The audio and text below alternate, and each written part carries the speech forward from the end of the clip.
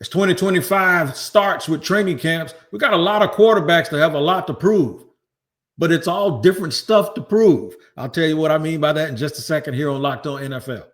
The barbershop is open and Tony Wiggins has a chair for you. He's ready with some real NFL talk. The local experts of Locked On bring their expertise, and Wiggy is ready with his clippers and shears. Sit down and enjoy. The new Locked On NFL starts now. Locked On Podcast Network. Your team every day. It is, in fact, your team every day here on Locked On NFL. We thank you for making us your first listen. I am Tony Wiggins, the host of the second edition of Locked On NFL, the barbershop that slides through here in the afternoon and gives you a lot of the stories. Some of them we create and some of them, well, they're just there to be told. And we do it right here on Locked On NFL. Today, I got my man Nick Cattles, the host of Locked On Patriots. Y'all have seen him on clips, but you've never seen him live. He's live in effect right now as my man Matt Williamson is on vacation for his last vacation before this season starts. Nick's going to help us go through all of the things that we do. I'm going to give you a roadmap in just a second, but first I have to tell you that we appreciate you making us your first listen. Your 30 minutes with us is not taken for granted, and we are happy to be here. You can find us wherever you get your podcast, whether that's viewing it or listening to it, wherever that is. Make sure you tap into that location each and every day so you do not miss an episode like the one today that is sponsored and brought to you by Game Time. Download the Game Time app, create an account, and use the code Locked On NFL for $20 off your first purchase. All right, so here's what Nick and I are going to do. Before you hear from Nick, I'm going to tell you the roadmap. We're going to end up talking about Drake Maye and Trevor Lawrence because we cover those two. We're going to tie Jaden Daniels into it a little bit and basically tell you what's going on with those guys at camp. In the middle, we're going to talk about two quarterbacks, but one of them that we're going to lead with in the middle of the show is Aaron Rodgers. He's playing for a punctuation on his legacy. His legacy is cemented. We're just talking about how he's going to end it, and that's what we're going to get to. But we're going to begin the show talking about Caleb Williams. And ironically, Caleb Williams is in the same draft as both Jaden Daniels and Mr. Maye up in New England. But Jaden Daniels is playing for respect. And that's how, Caleb Williams, is playing for respect, period, point blank in the discussion, and we'll get to that. First of all, I got to welcome my man Nick Cattles, the Locked On NFL, into the barbershop and get a little trim. What's going on, man? What's up, Tony? I'm happy to be here at the barbershop for the first time, hopefully not the last time, but I appreciate you inviting me here to do the show today. No doubt about it. Let's just get right to it. Caleb Williams, statistically, did not have a bad year. But much like Trevor Lawrence, I'm going to mention later, with all of those labels, the Prince and Promise and all of that stuff, expectations get raised up to a level that really is almost unrealistic. And Caleb actually had a good year, but I just think sometimes, Nick, his demeanor and people looking for things, oh, well, we don't have to look any further. I want you to hear Lauren Cox talk about the weapons. He's been weaponized, and that's one way to make sure your quarterback has a better year. You have to protect him, and then you have to weaponize him. Listen to Lauren Cox from Locked On Bears first before we talk about it. But I can't help but look at what we thought was great last year compared to what they have now and feel like the supporting cast for Caleb Williams currently is better than what was supposed to be the best supporting cast a rookie quarterback has ever had. And part of that was that most of the time rookie quarterbacks don't come in with great supporting cast. But I can't help but wonder, does Caleb Williams now have the greatest supporting cast of any second-year player in NFL history? No, Jaden Daniels does. He got Deebo Samuel and Terry McLaurin, who ain't there right now. But, Nick, this is a very familiar situation. Drake Maye is actually getting a little bit more praise, and really statistically it didn't work out. Give me your opinion of Caleb Williams and why people feel the way they do about him. Like them coming out of college, Tony. I do wonder how much of it is the away from the field stuff that gets amplified with him because of the personality. He is a polarizing guy. We all understand that. But when I look at last year, I'm not going to give Caleb Williams necessarily a pass, but I do think the situation around him wasn't great. Shane Waldron, his offensive coordinator, gets fired in November. We all know Matt Eberflus was a terrible head coach. If you're watching on Turkey Day last year, we saw that play out. That was unbelievable. But look, no more excuses. You said it, Tony. There are no more excuses for Caleb. You bring in Ben Johnson. He was, I think, the second best coaching candidate in the offseason behind Mike Vrabel, just because Vrabel's done it before. And really, we pay attention to the weapons, and we could talk about the weapons in a minute. But let's talk about the big guys up front, Tony, because what they also did was their offensive line. I saw the Bears last year. They played against the Patriots. You want to watch two terrible offensive lines play against each other. Mission accomplished watching that game last year. But they go out and they trade for Joe Thuney. They trade for Jonah Jackson. They signed Drew Dahlman. They have rebuilt their interior offensive line. If Caleb Williams is going to be successful in 2025, it starts with the O-line. No doubt about it. I'm glad you mentioned that. By the way, I do remember that on Thanksgiving. It's the first time I had to warm my food up while I was eating it because I stopped eating it, snatched my glasses off, and said, "What on earth is he doing?" And I couldn't believe it. I had to tell my wife, "Man, go warm my food up," because I was sitting there looking at the TV, stunned for like the 2 minutes. Speaking of the trenches, my man Matt Williamson from the Peacock and Williamson podcast, who normally is here on Friday, he says about the Dolphins. Too many Ferraris, not enough dump trucks. That is not Tua Tagovailoa's problem. They have too many. They don't have enough dump trucks on either side of the line. They've helped their trenches on defense, though. And now, so maybe they can get the ball back and give more opportunities to an offense that may or may not have Tyreek Hill. We'll see how it works. But the Dolphins need an identity beyond the fact that they're just a scary team. Listen to Kyle Krabs talk about that identity. We want big, exceptionally explosive, exceptionally powerful trench players on either side of the ball to help us change who we are on the line of scrimmage. That's everyone's number one complaint about the Dolphins. Is they're too soft up front. They're not overly physical. And he drafted these guys with their first 3 picks. If they're right on all of them, obviously it's a game-changing proposition. Nick, you've been around a long time. Teams that aren't physical, like the Jaguars, were last year. People tend to think that you can just bring bodies in and supplement that thing. It's a mentality when it comes in. It ain't just about being big. It's about being big and nasty. Right. Yeah, Mike Vrabel calls it effort and finish. In his introductory press conference, he said those are the 2 things that he looks for from his football team, effort and finish. And Miami's got some weapons, of course. They got Tyreek Hill. They got Waddle. They got Achane. You look at Chicago's weapons for Caleb, I think he's got better weapons. Frankly, DJ Moore, Odunze, Ibuka, Kmet, Loveland. I mean, Chicago's loaded. It all begins with me. I don't know, Tony, how you feel. Mm-hmm. I've never been the biggest Tua fan. And, everything, when you look at this offense, everything is underneath, that they hardly ever test defenses deep. Some of that is because of how defenses are playing in 2025, but everything is swing passes, screen passes, guys in motion. And I think it all begins. We could talk about the O-line. There are questions there. Is Patrick Paul going to be a legitimate left tackle? But to me, Tony, it begins with Mike McDaniel. Yep. He should be on the hot seat. And I think last year, the bloom started to come off that rose as a play caller. And if I know 2 things about Miami, they don't play well in cold, bad weather, and they don't play well against good teams. That's an issue, and that's a coaching issue. That is a coaching issue. And I applaud him now for doubling down and getting yet other fast people on this team. I applaud him for doing that. But at some point, you got to realize that maybe there's something in the philosophy. I look at it like basketball. I used to love Don Nelson. But all Don Nelson's team, man, they would score 100. Nobody wanted to go play them and Doug Moe's team in Denver.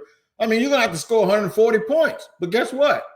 You could win doing that, but it's just like nobody wants to deal with it. So nobody wants to deal with chasing Tyreek, and nobody wants to deal with Waddle. But all you got to do is be patient enough, and guess what?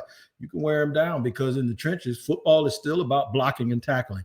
And you've seen a team win 6 championships with the line of scrimmage on both sides of the ball. I know everybody likes to give Brady and Belichick all the credit, but they have Dante Scarnecchia needs some of that credit too. So when you're talking about teams building it from the inside out, that's what it's all about. Miami just might be out of gas. We're going to talk about an old guy and a young guy, Aaron Rodgers and J.J. McCarthy, 2 guys on 2 totally different spectrums, but they both play for good teams. And I think J.J. McCarthy might have the best team of a quarterback who's never played this game that was picked in the top 10. We'll discuss that in just a second here on Locked On NFL. All right, today's show is sponsored and brought to you by Game Time. Have you ever decided at the last minute to head to a ball game with friends or family? Maybe it's game day and you suddenly realize you want to be in the stands. That's exactly where Game Time comes in. It's the easiest way to grab It's the easiest way to grab last-minute tickets without the stress. With the money you save on tickets, you can splurge on food, drinks, merch, and even invite a bigger group to come with you. Game Time makes all of that possible. Game Time makes buying tickets fast and simple. Prices on the app actually drop the closer you get to the first pitch, and they've got incredible last-minute deals, clear seats, and a lower price guarantee that takes the worry out of buying. Game Time is the official ticketing partner of Locked On Major League Baseball, making it easy to browse the app for an exciting upcoming baseball game. Tired of endless scrolling, trying to find the best deal? Game Time's zone deals pick the best seats in your section for you. Take the guesswork out of buying tickets with Game Time. Download the Game Time app, create an account, and use the code LOCKEDONNFL for $20 off your first purchase. Terms apply. Again, create an account, redeem code LOCKEDONNFL for $20 off. Download the Game Time app today. Last minute tickets, lowest price, and it's guaranteed.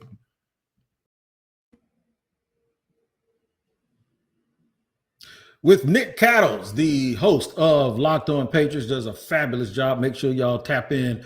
I got a feeling like New England's on their way back, so y'all better get in on it early, man, and learn what Nick does up there, because I'm telling you, I think special things are coming. I like Mike Vrabel as a coach. But first, we got to talk about another legacy team. That's the Pittsburgh Steelers.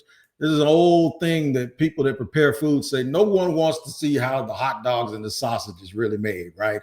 Yeah. When fans go to training camp and they see dudes struggling, the first thing they go is, uh-oh. And I just tell them, look, that's just a part of the process, man. Even Chris Brown screws up in rehearsal.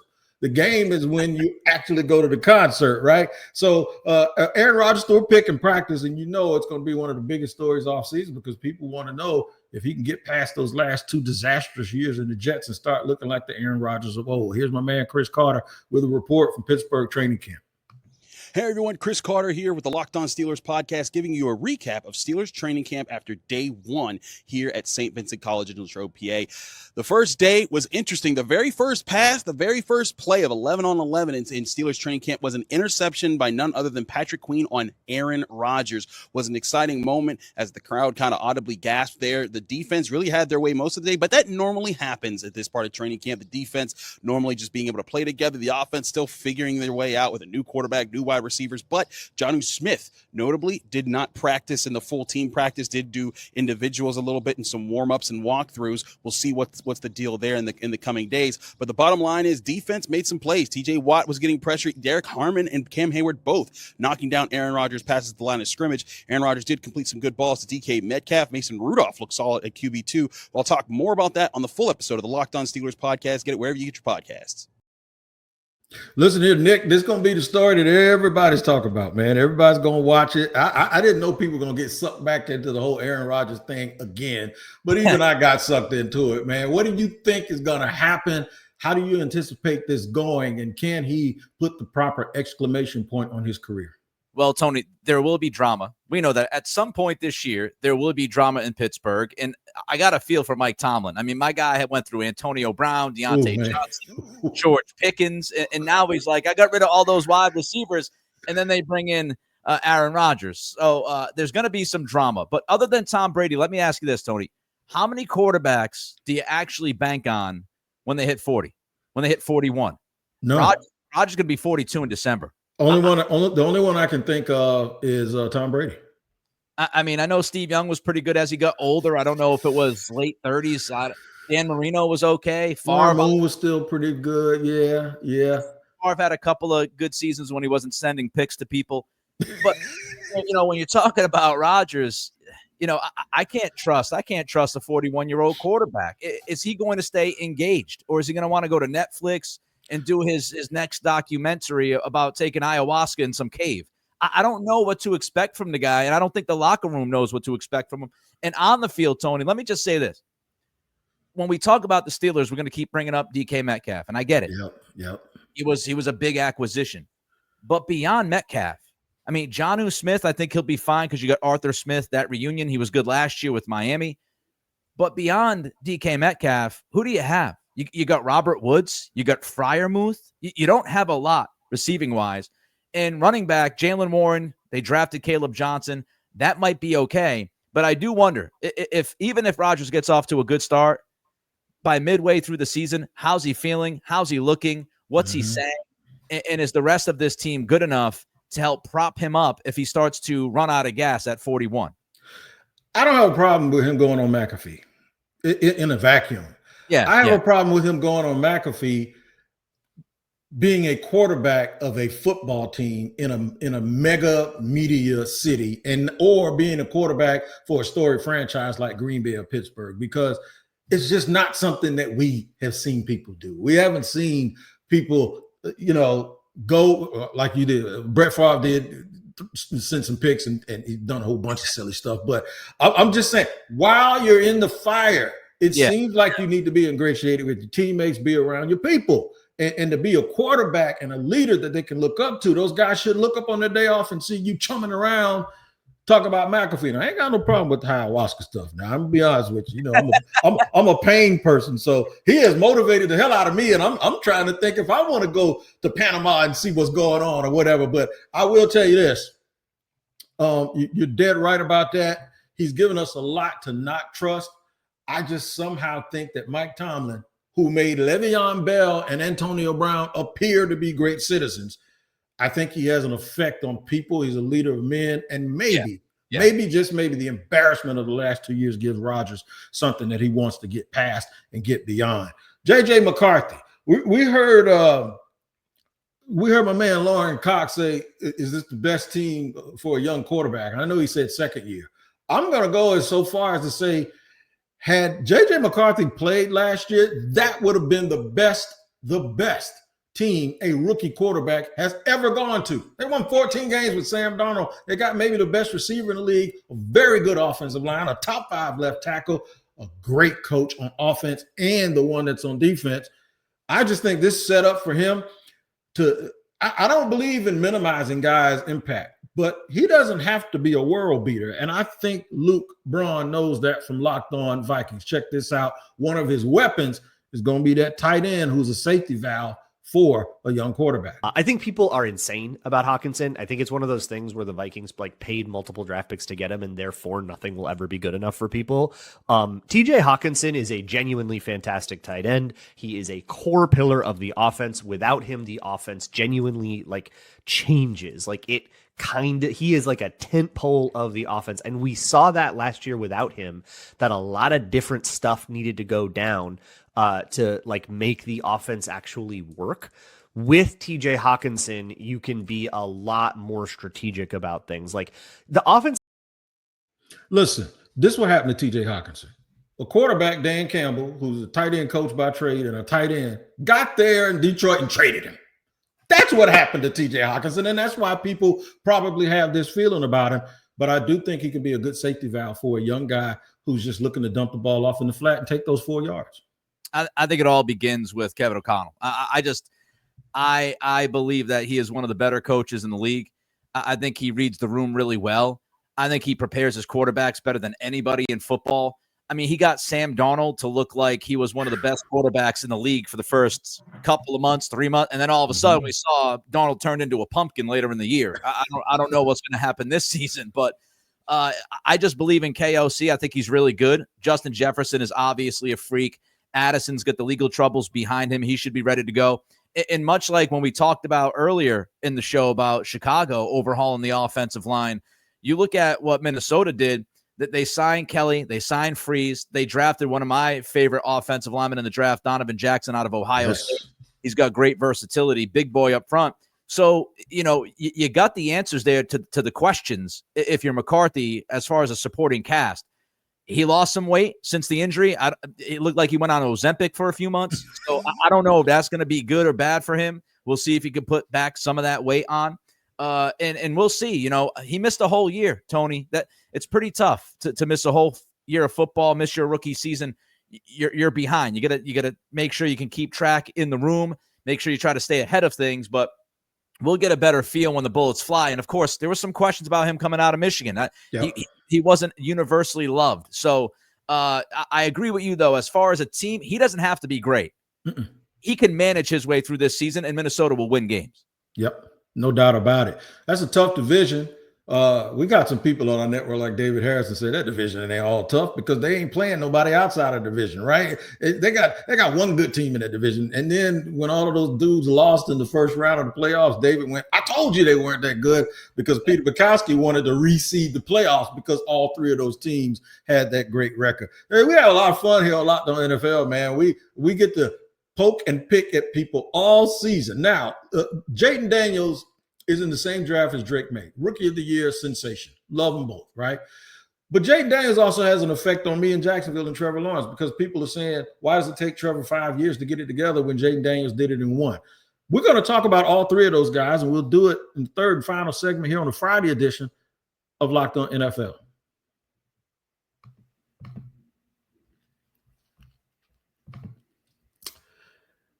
This episode is presented by Yahoo Fantasy. Fantasy football is back. Fire up the group chat. Get your draft board ready and buckle up for a season filled with breakouts, busts, and all of the overreactions we live for. It's all going down on Yahoo Fantasy.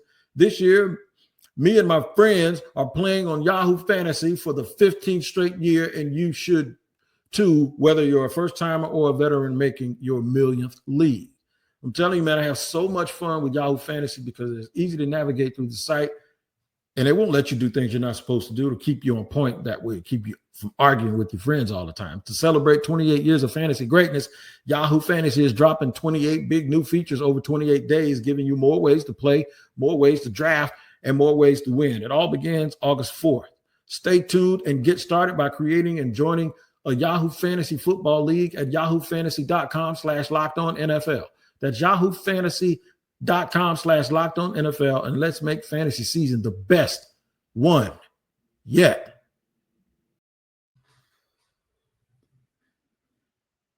Continuing our discussion about quarterbacks, guys that have things to prove. It's not the same thing. They all don't have to prove the same thing. They are at different levels and different tiers. Jaden Daniels, I don't think he has a lot to prove. Cam Newton came out and talked about a sophomore slump, and then it started a debate between him and Ryan Clark that we ain't going to get too much into. But I will say this. I have seen nothing to indicate to me that kid is going to go through a sophomore slump because, well, he looks unflappable. He's unflappable when they don't play well. He's unflappable when they win a game at the last minute. He looks the same all the time. Let's hear how his camp is going without his key wide receiver, who may be the Amon-Ra St. Brown heartbeat of that team, and that's Terry McLaurin, who's holding out. Terry McLaurin is officially holding out, and no matter how the team spins it, this is the first real crisis of the Adam Peters era. Terry McLaurin did not show up by the deadline Tuesday for veterans to show up and participate in training camp, and that silence speaks louder than anything Adam Peters told us Tuesday morning about the negotiations and the ongoing situation with Terry McLaurin. So here are the basic facts of the situation going on with Terry McLaurin. Did not report for his mandatory conditioning test on Tuesday, which means he's officially beginning his holdout. He's the only player on the Washington Commanders roster that is not present for training camp. All right, so Washington's front office has a lot of goodwill, not only because they won all of those games and got as far as they got in the playoffs, but because really, I grew up pulling for that franchise. Daniel Snyder made me stop watching them, and they were the worst organization in sports. Terrible. In sports, right? And in 1 year, they flipped it. Now the reality of the NFL, the contracts, all that kicks in. This is something you don't want to happen, but it's a necessary thing. Do you think this will have an effect on Jaden's season? I mean, I think Jaden will be mentally okay. I think he'll try to handle his business, but it will impact the season. If Terry McLaurin's not out there for any reason, I think he'll eventually be out there. I just can't imagine, Tony, a world where you look at Jaden Daniels and say, hey, man, thanks for helping carry us to the NFC Championship game last year, but here's your reward, number one wide receiver Noah Brown. I'd be like, excuse me? I can't imagine that Daniels is going to be fine with Luke McCaffrey and Noah Brown. And Debo. Right. You might say Debo. I don't think Debo is a number one. I'm wondering if Debo's a number two. I saw Debo play, used to work out in Sacramento and did radio out there for a couple of years, and a lot of wear and tear on Debo. Kyle Shanahan put that dude through the ringer, had him running the football. He loves to play to contact. I don't know how much he has left in the tank. Maybe he'll prove me wrong. So they got to get McLaurin out there, and he's got to be a big piece of this puzzle, or that offense will be in trouble. Let me ask you though, Tony, you got your guy Trevor Lawrence down in Jacksonville. I haven't watched a ton of him. I watched him a lot at Clemson. I watched a lot of college football. In 2022, he was good with Doug Peterson. He was injured last year. How much concern do you have for that guy, and how much concern is there for this football team and that quarterback in Jacksonville right now? I don't have much concern about him. The only thing I'm worried about is, was he broken? And we've seen this in boxing. We've seen this in football a lot in these contact sports because guys start looking over their shoulder. He had the worst offensive line in football, in my opinion. I think he had the worst talent, and I didn't like the system that they ran. It was almost like it's the one where people say it's made for playmakers. You know what that means? That means that you ain't getting a bunch of answers pre-snap. You got to line up and just go out and be better than everybody else. But the problem with that is if you're not bully balling and better than everybody else, now you look like you're just free. I was going to say free. We're going to say free calling, right? You're going out there. And the coaches even used to say, we're going to throw stuff against the wall to see what sticks. Ain't no way to run a team. You need structure. You need answers provided pre-snap. Sometimes, no matter how good your players are, another hoops analogy, you need to call a timeout and call a damn play just to get a basket, just to break the monotony. And they couldn't do it. Terrible in short yardage. They get the ball first and goal on the 3. They had to throw it 3 times and go for it because they couldn't run it. And that's the problem. When you're getting hit all the time, my concern is, can they get the gunshot mentality out of him and just harness him a little bit and then let the talent pop out to it. Just be Superman 3 plays a game, not all game. I do believe they've done that with Travis Hunter and Brian Thomas Jr. combined with Downey Brown. They got a track team at wide receiver. And they've added 6 offensive linemen, 4 through free agency and 2 through the draft. So now you're going to get competition. Let me get to Drake Maye real quick because I hear people love on Drake Maye a lot. And I watched him when he was in North Carolina because I covered Florida State a lot. My thing is, you tell us who Drake Maye is. You tell us if the comparisons to Jaden Daniels are a bit of a hindrance, and then tell us what the outlook is for him now that he has structure and a better offensive line in front of him. Yeah, I mean, you start with the offensive line. I mean, you mentioned that you thought Jacksonville was the worst offensive line in football. I'd like to take that bet. I'd like to watch some film of 2024 Patriots with you, and we can go back and forth about how bad offensive line play we got to watch last year. Look, they got better at the offensive line, but I don't know how much better. I got questions. I got Garrett Bradbury, not good in pass protection. Minnesota cuts him.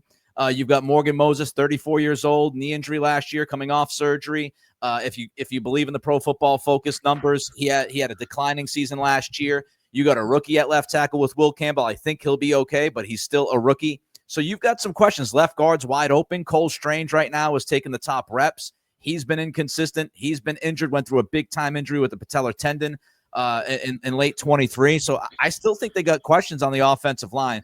Stephon Diggs should help.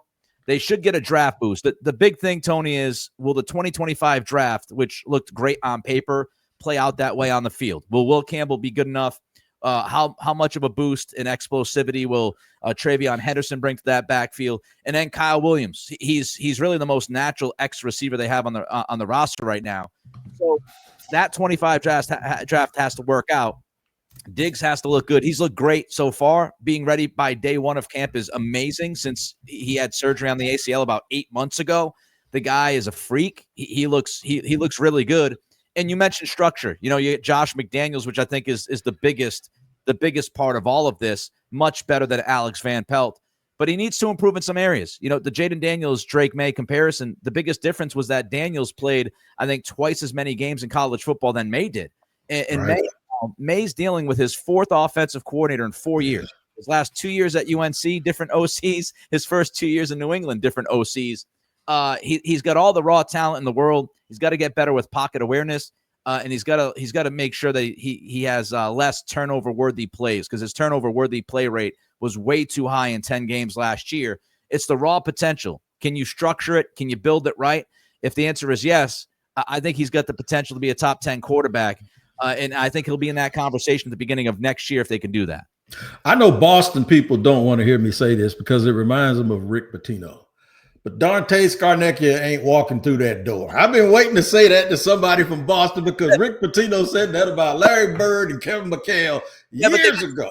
They got your boy Doug Marrone now. Oh, yeah, I like Dougie. As a matter of fact, Dougie was the one that said that he was one of those coaches that said, we're just going to throw something against the wall to see what sticks. I love Dougie, man. And Dougie, you have a conversation with Dougie every now and then. It sounds like you're talking to a cab driver at a pizza stand right in the middle of the Bronx. I'm telling you right now, man, he's something else. And you know what? This is fun. You're something else. I know this ain't going to be your last time. I mean, you don't know us, but we know you because I use your clips all the time. But I like you sitting here live, man. And anytime I need you, I know you're going to be available for us here on Locked On NFL. I appreciate you, Tony, man. Again, thanks for the invite and look forward to the next time we get to do this in the barbershop. I absolutely love it. And I appreciate you. Also, let me explain something to you. Here on the Locked On Podcast Network, we did an NFL Top 100 because we don't need to focus on other people's Top 100. We can create our own. And that's exactly what we did. All the NFL hosts from Locked On, the Podcast Network, we formed our own Top 100. Now, they put Travis Hunter at 67. I ain't had nothing to do with that because I ain't putting rookies in my Top 100. But I do appreciate the love. Make sure you check it out on the Locked On Sports Today on their YouTube page or wherever you get your podcast. And have fun with it. That's the design of it. That's the whole mantra, is to enjoy that and have fun. We had fun here today with Nick Cattles. Make sure you check him out at Locked On Patriots. He does an outstanding job. Nick, you're on radio too. Where can you be heard? Well, I just moved, so I'm not on the radio currently, but I was on the radio at 98.5 The Sports Hub for a little while. I've been doing radio for 10 plus years. Did a stop at ESPN National for about a year and a half, and did some stuff in Sacramento, Virginia Beach. So maybe I get back to radio, but I'm kind of digging, got to be honest with you. I'm kind of digging the Locked On thing. Hey, see, everybody digs Locked On, man. That's what, you know what? I'm going to get a shirt that says, I'm kind of digging the Locked On thing. I like that. Here we go. I like it. Yeah, man, we got to claim rights to it, though. We don't want Ross and David and them beating us up and taking our little change, right? All right, man. Hey, thank you for joining us. Thank y'all for joining us. As I said before, 32 minutes, and we don't take you for granted. We're glad that we are the people that you come to as training camp gets going to get you primed up and ready for the NFL season. Until next time, we'll see you.